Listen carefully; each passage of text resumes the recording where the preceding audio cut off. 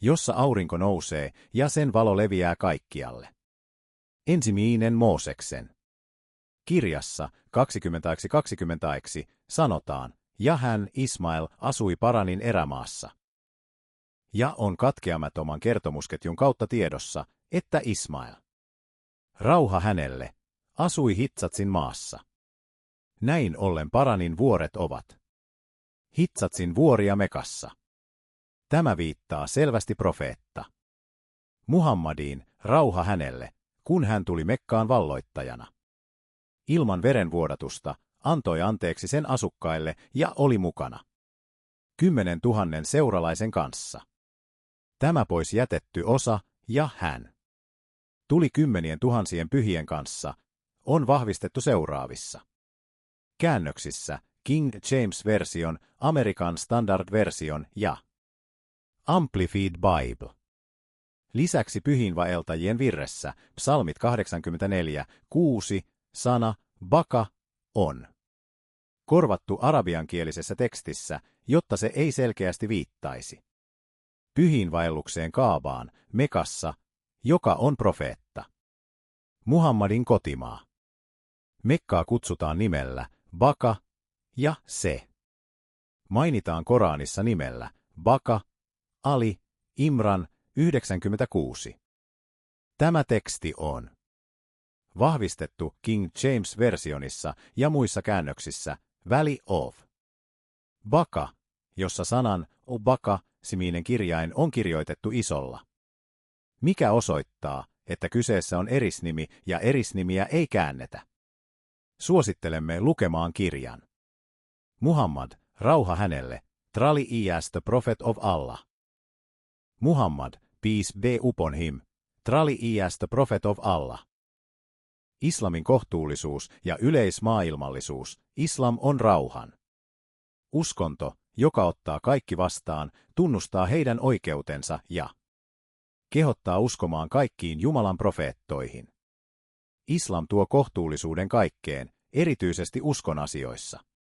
Käsitellen kristinuskon kriittisintä kysymystä Kristuksesta, rauha hänelle.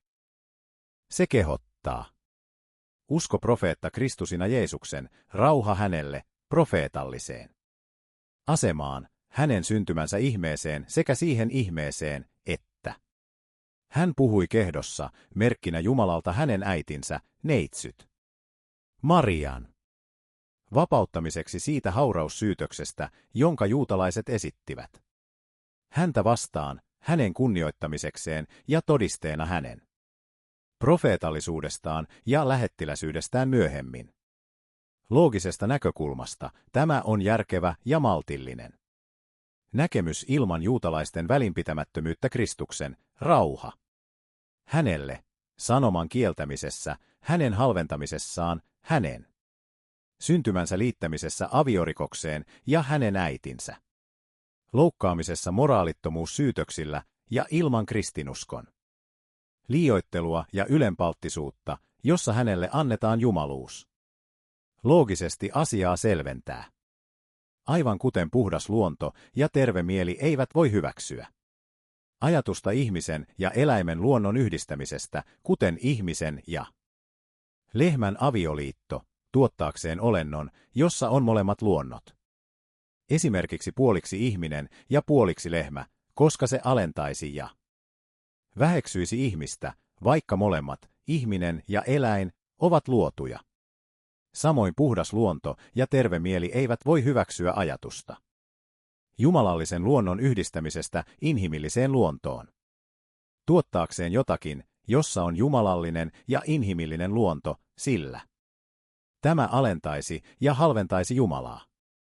Jumalan ja ihmisen välillä on valtava ero erityisesti, jos kyseinen olento syntyy yksityisistä ruumiin osista, ja vielä enemmän, jos usko sisältää ristiinnaulitsemisen, tappamisen ja hautaamisen häpäisyn ja nöyryytyksen jälkeen, kuten sylkeminen, lyöminen, riisuminen ja niin edelleen.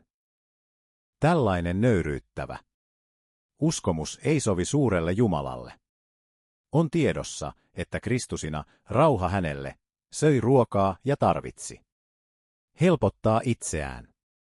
Ei sovi Jumalalle, että häntä kuvataan tällä tavoin. Eikä sovi hänelle myöskään inkarnoitua luotuun ihmiseen, joka nukkuu, virtsaa, ulostaa ja kantaa vatsassaan likaista, saastaista ulostetta.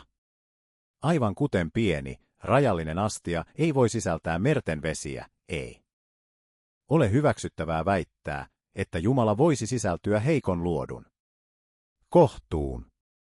Aivan kuten ei ole järkevää, että joku kantaa toisen synnin, vaikka kyseessä olisi hänen isänsä tai äitinsä, ja tämä on mainittu. Kristinuskossa vanhempia ei saa surmata lasten tähden eikä lapsia. Vanhempien tähden kukin surmattakoon oman syntinsä tähden. 5. Moos 24:16. Ja myös se sielu, joka syntiä tekee, sen on kuoltava. Poika ei kanna isän syntivelkaa, eikä isä kanna pojan syntivelkaa. Vanhurskaan vanhurskaus jää hänen omakseen, ja jumalattoman jumalattomuus jää hänen omakseen. Hes 18:20. Samoin ei ole loogista, että Aadamin jälkeläiset kantaisivat syntiä, jota he eivät tehneet, hänen tottelemattomuutensa vuoksi. Siksi perisynti hylätään jo Raamatun oman lausuman perusteella, ja näin myös sovituksen. Oppi on virheellinen, koska se perustuu loogisesti mahdottomaan ajatukseen. Oletetaan, että Jumalan anteeksianto Aadamin tottelemattomuudelle, joka oli vain syömistä kielletyn puun hedelmästä, vaatisi ristiinnaulitsemisen ja tappamisen. Miksi silloin ristiinnaulitseminen ja tappaminen eivät kohdistuisi itse Aadamiin, joka oli syntiin langennut, sen sijaan että se kohdistuisi Kristukseen, joka oli saarnaaja, vanhurskas opettaja, hurskas ja äidilleen omistautunut. Ja vielä lisäksi väite, että täytyy ristiinnaulita ja tappaa Jumala itse, väitettynä ihmiseksi inkarnoituneena. Entä ihmiskunnan suuret synnit ja rikkomukset Aadamin jälkeen?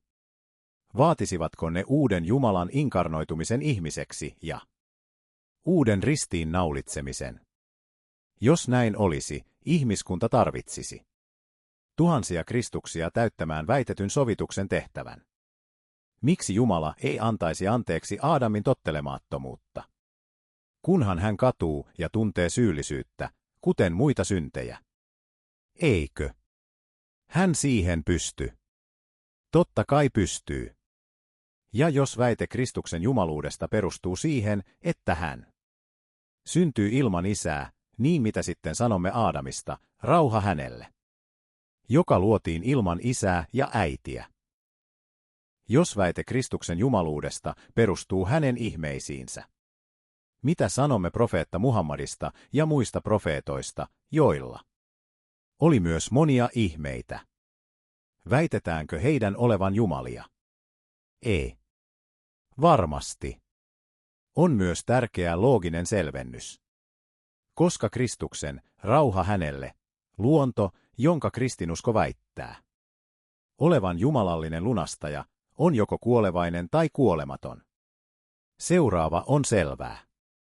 Ensimmäinen, jos Kristuksen luonto on kuolevainen, hän ei siis ole Jumala, ja väite, että hän olisi samaan aikaan Jumala ja lunastaja, on pätemätön. Toinen, jos Kristuksen luonto on kuolematon, koska hän on Jumala. Silloin hän ei ole kuollut, eikä siis ole tapahtunut sovitusta. Se, minkä olemme järkiperäisesti selittäneet jumalallisen ja inhimillisen luonnon yhdistämisen uskomuksen virheellisyydestä. Jotta syntyisi olento, joka yhdistää molemmat luonnot ihmishahmossa. Kuten Kristuksen tapauksessa, pätee myös siihen, mitä muut kansat ovat eri aikoina väittäneet, kuten Krishna Intiassa, Buddha Itä Aasian yhteiskunnissa ja Horus muinaisten egyptiläisten keskuudessa, joiden tarina on vanhempi kuin Kristuksen tarina. Näin käy selväksi, että tämä uskomus ei ole mitään muuta kuin lainattu ajatus muinaisten kansojen uskonnoista esitettynä erilaisina kertomuksina, myytteinä ja legendoina ilman mitään todellista perustaa jumalallisessa ilmoituksessa tai järkiperäisessä todisteessa. Selvennys. Kristinusko väittää, että Kristusina, rauha hänelle, on Jumala. Vaikka hän ei ole kertaakaan missään evankeliumeissa sanonut selkeästi esimerkiksi, minä olen Jumala tai palvokaa minua, eikä hän opettanut opetuslapsilleen mitään tällaista. Päinvastoin. Matteuksen evankeliumissa 20:11 sanotaan selvästi, että Kristusina, rauha hänelle, on profeetta. Kansa vastasi, tämä on Jeesus. Profeetta. Lisäksi Matteuksen evankeliumissa 26:39 kerrotaan, että hän, rauha hänelle, rukoili kumartuen kasvoilleen maahan. Kenelle hän kumarsi? Eikö omalle Jumalalleen? Juuri näin rukoillaan islamissa. Kristusina opetti myös opetuslapsilleen tervehtimään toisiaan rauhan tervehdyksellä, jo. 20:26. Mikä on islamin tervehdys? Rauha olkoon teille, johon vastataan, ja rauha olkoon teillekin. Monet ihmiset sanovat islamin omaksuttuaan, olemme nyt parempia kristittyjä kuin ennen, sillä seuraamme Kristuksen opetuksia. Selvennämme myös, Pyhässä Koraanissa on kokonainen luku nimeltään Marjam, Maria, joka kunnioittaa Kristusta ja hänen äitiään. Rauha heille, tavalla, jota ei löydy Raamatusta. Islam kohottaa Jeesus Kristuksen ja hänen äitinsä asemaa, kehottaa uskomaan häneen ylhäisenä profeettana, jonka Jumala on lähettänyt, ja seuraamaan hänen opetuksiaan, sillä ne sopivat yhteen islamin. Profeetta Muhammadin, rauha hänelle, tuoman uskonnon, opetusten kanssa. Suosittelemme lukemaan kirjan Hiljainen vuoropuhelu kristityn ja muslimin välillä. Miksi valita islam uskonnoksi? A quiet dialogue between a Christian and a Muslim.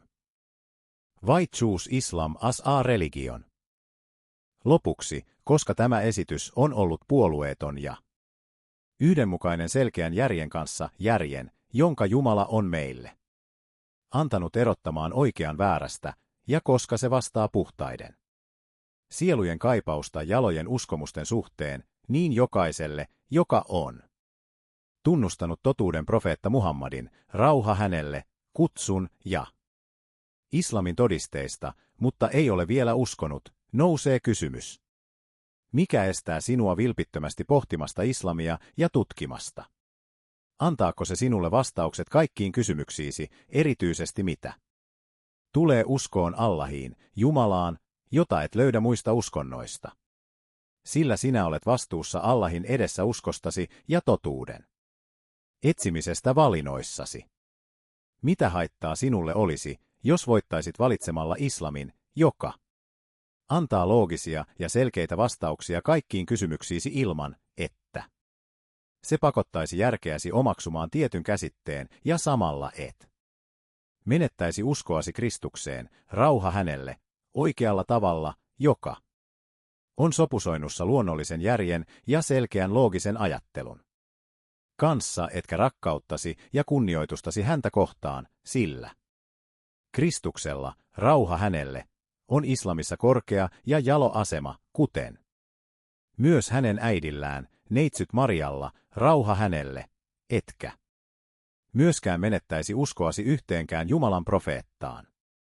Allah johdattakoon meidät kaikki siihen, mikä on hyvää ja oikeaa.